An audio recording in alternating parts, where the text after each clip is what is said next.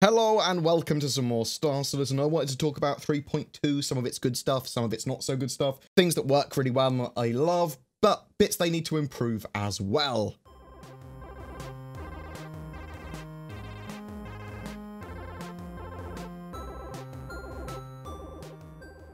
So 3.2 is live and it was released on schedule. I really like the fact that CIG are now releasing on a quarterly schedule and not missing deadlines. That said, network bind culling, FPS AI, and various gameplay mechanics, all of which I would have loved in 3.2, were moved to 3.3 to make this release possible. The economy in-game now has the potential to be pretty good. However, there are a few bugs in 3.2. There have been bugs with no commodities at terminals or no weapons and clothes and inventories in shops. It does look like that has been hotfixed now, though, which is good. Ships, however, are still not purchasable in-game with Alpha UEC. Now, that's not a bug with 3.2. It's now being targeted for 3.3's release in September. So hopefully, purchasable ships in-game with Alpha UEC in 3.3. There is a good amount to buy for ships and for your characters FPS gear-wise in 3.2. Items are still going to be reset every minor patch update and that sort of stuff, so please bear that in mind.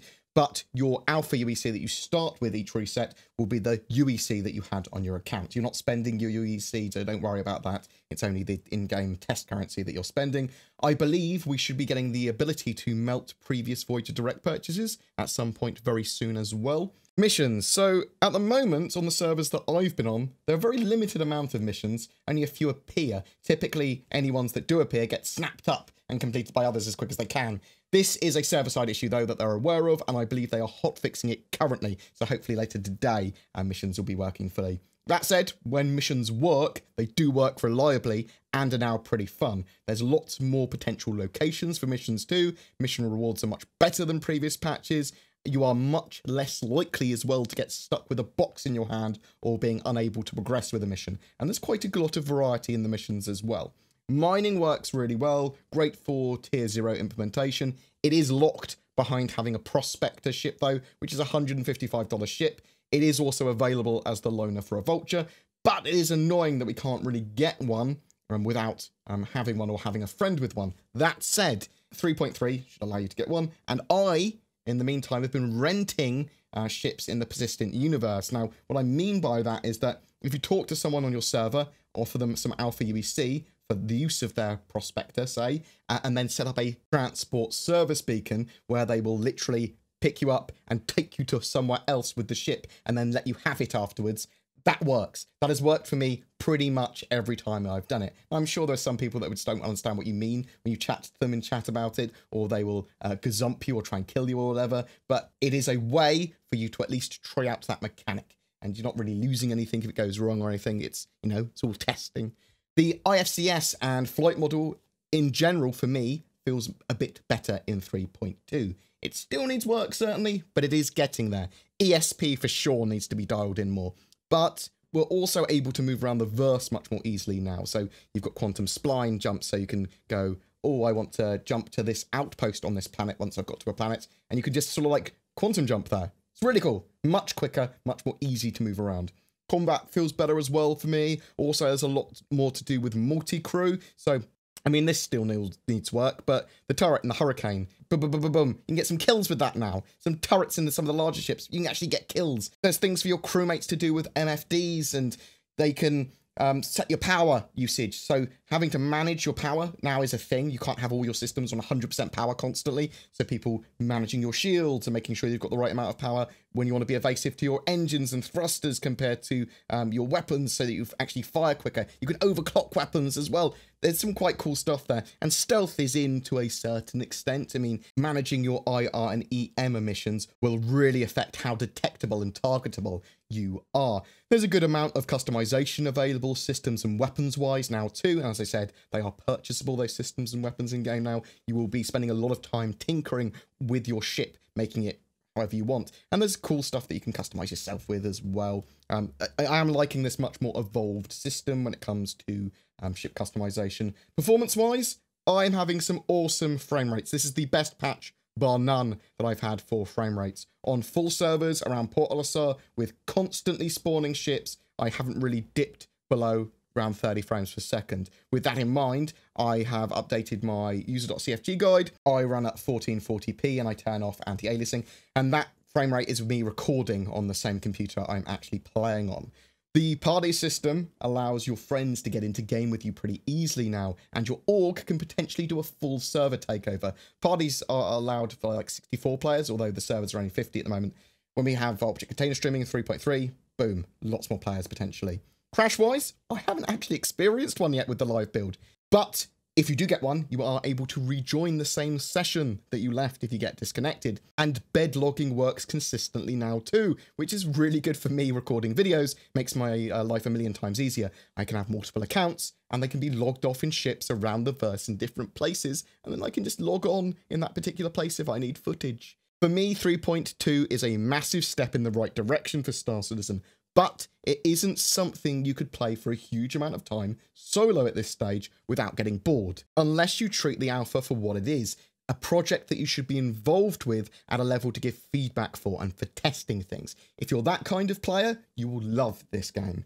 Once you've done the full set of missions, though, a few good times, they do get samey. There is only so much alpha UEC you can make before you buy everything you need.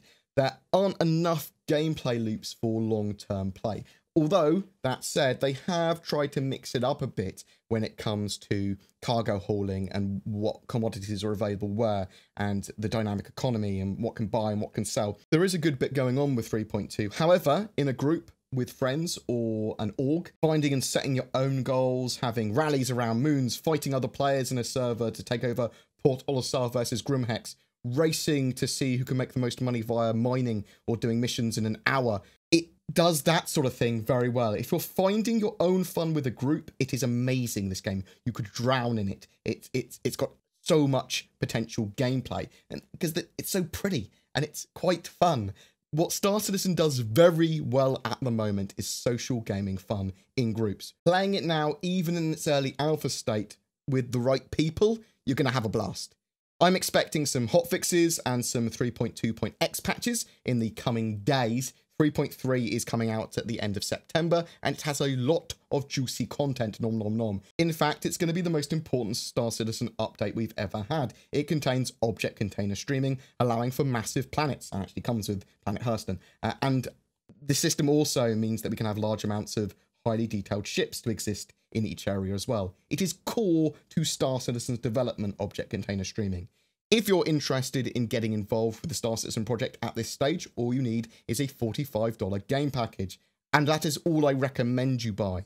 If you are looking for a sit down and play game for a long period of time, that you want a fully fleshed out game, there are a lot more suitable than Star Citizen at the moment. It would probably be worth waiting, if that's you, on Star Citizen. Just wait a little bit longer, wait for it to deliver a bit more before you consider buying it. But for me, this patch is amazing. And as I said earlier, if you're the type of person that loves giving feedback, that wants to get involved with the project, loves the open development they're doing, wants to test things and have a say in how the game is developed, then it's ready now for that. I'm going to be getting a quick start guide out very soon, and a guide or playthrough of each of the mechanics and missions for 3.2 in the coming days. If you want something specifically covered or have an idea about a video, then please drop me a comment down below. June's giveaway winner of the Vulcan and Cyclone was Zachary Nelson. Congratulations! To celebrate the release of 3.2, myself and a multitude of other Star Citizen streamers are fundraising for Special Effect with a series of streams over the week until the 7th of July. There will be ship giveaways across the various streams too. Go to justgiving.com/fundraising/star-citizen-special effect to find out more and get involved. I'm also giving away a Saber Raven to a random commenter on one of my videos during that time too. Make sure you're subscribed to my YouTube channel and comment on any of my videos made this week to be in for a chance of winning, including this one. Also, Shadow stuffs. Be sure to check out Shadow. It's a cloud-based alternative to getting or upgrading your gaming PC. It allows you to leverage the power of a GeForce 1080 at the moment and a powerful Windows 10 PC on almost any device, so long as your internet connection is good enough. It works with Star Citizen Alpha 3.2, and with 3.3 coming in September with object container streaming, it's only going to get better. Shadow is available in France, Germany, United States, United Kingdom, Belgium, Luxembourg, and Switzerland. If you do try it out, be sure to use the code BoredGamer to get a discount. Links to more info in the description below. A special thank you to my Patreons and all the people that watch my videos and all that sort of jazz. You guys are awesome. If you want to support the channel further, there's links below as well for Patreon donations and all that sort of jazz as well. You guys are amazing. You take care, and I'll see you in the verse.